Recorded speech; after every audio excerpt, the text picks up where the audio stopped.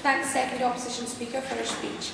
And just before I introduce the next speaker, I'd like to say that there will be a bell at 11:50. But if you would like to just stop talking, the timekeeper will pause. When you begin, we'll start up the watch. How long is the bell? It's just about 3 seconds. It's really quick. Okay. And now to continue the case with proposition, I call upon Anna Ruth Sigaron.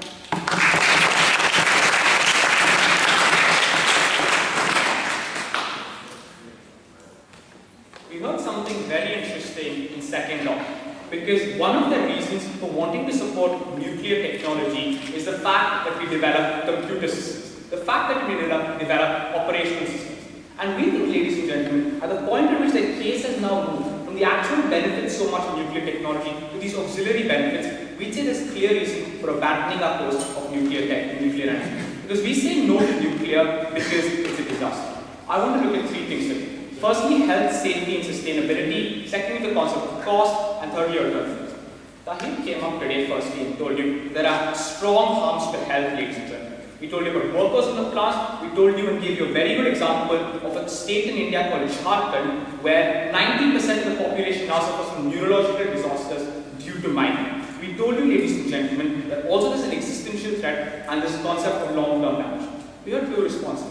We said you just need more regulation, and secondly, that's just bad negligence. To this we say two things, right? Firstly, it's actually very difficult to stop radiation from getting out. Here's why. Because radiation isn't something concrete. It isn't something physical like gas, nor is it something physical or tangible like water. It's a source of energy that can't be really seen, touched, nor can it be detected by anything sensory. That means often, ladies and gentlemen, you don't know or you have very little ability to stop radiation from escaping. So all their analysis, ladies and gentlemen, about how it's so easy to stop it and get regulation is actually flawed. And secondly, we also say this is ridiculously expensive. It's not easy, as Raisa told you, to get thick blocks of lead that have the ability to absorb radiation. Interesting, because they say the developing world should be spending money in this. And I think, ladies and gentlemen, they have a wrong understanding and wrong prioritization of what the developing world's finances. But secondly, they say there's the prospect of negligence. To this we say, the people who, ladies and gentlemen, possibly were negligent didn't do it on purpose, right? They didn't deliberately sabotage Chernobyl. But we say the very possibility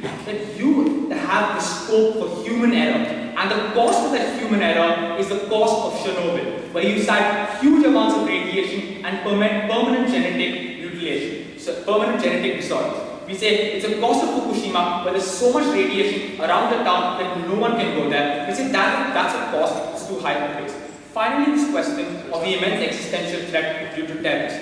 To this they said, well, any building might be a terrorist threat. No, not really, because the harms of radiation are so much greater than the harms of attacking any other building, right? That's why they would attack a nuclear plant and not just any other building, right? But what we heard from side opposition today was that nuclear energy is clean. And their analysis was it doesn't emit carbon dioxide. We say that's actually a very flawed index to be using. Just because something doesn't emit carbon dioxide doesn't make it clean. We've told you about the huge amount of radiation that nuclear energy emits, and we want a response from third opposition as to why it's happening. We also heard a very interesting concession, ladies and gentlemen, because they told us in 100 years we're going to run out of nuclear fuel. We're going to run out of the ability to actually generate this energy. To this we say, if that's the case, then why do you want the harms that come in the immediate when effectively what you're going to have to do is totally shut down and abandon nuclear power 100 years ago? This debate, ladies and gentlemen, is one question. Should we abandon it right now, where we can still minimize harms and build alternatives, or should we abandon it 100 years from now? Lastly, on this question of coal mining, we'd say coal mining is actually to an extent different from nuclear mining, but if the principles fit, we'd be happy to ban.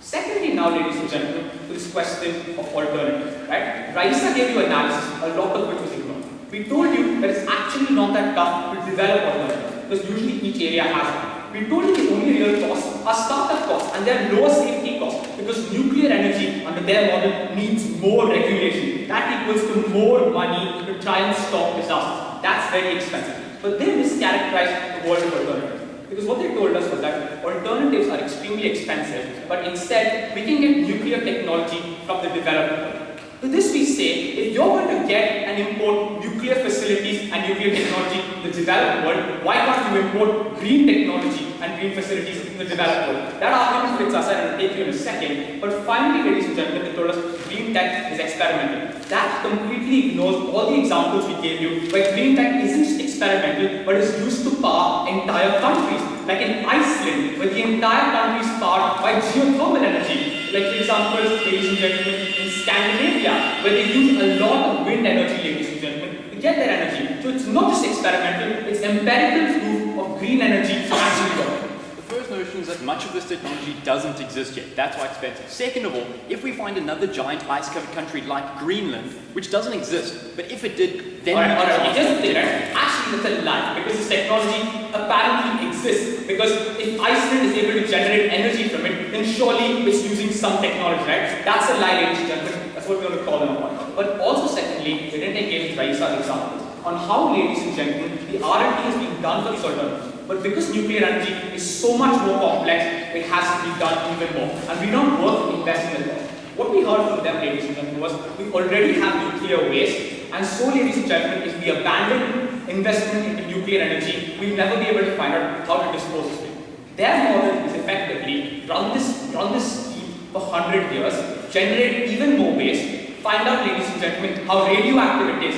and ladies and gentlemen, eventually then sit back and say, 100 years later, this nuclear plant is useless, but I now have 100 years of radioactive fire. That's how ridiculous that side of the house is still. But finally, ladies and gentlemen, they also told you that we need to develop auxiliary benefits. And we say to that, we don't need nuclear energy specifically to get these kind of auxiliary benefits. We say these auxiliary benefits like computer systems and operational systems can come from developing its software, ladies and gentlemen. They haven't given us any specific example of one technology that was developed only through nuclear energy that cannot be developed through any other way of investment. Finally, they told us about oil and petroleum companies. To this we say two things. We say it's rather interesting that if you're so concerned about oil and petroleum, Iran is 30% of the world's uranium, right? We'd say that means you're going to have now power broker with Iran. But secondly, we'd say if you really want to give and break down the oil and petroleum lobby, why don't you just engage with countries that are able to produce green technology, that are able to produce solar panels, photovoltaic cells, parts for windmills, parts for hydroelectric power plants? We need to hear a response from side opposition to that. Finally, Raisa's analysis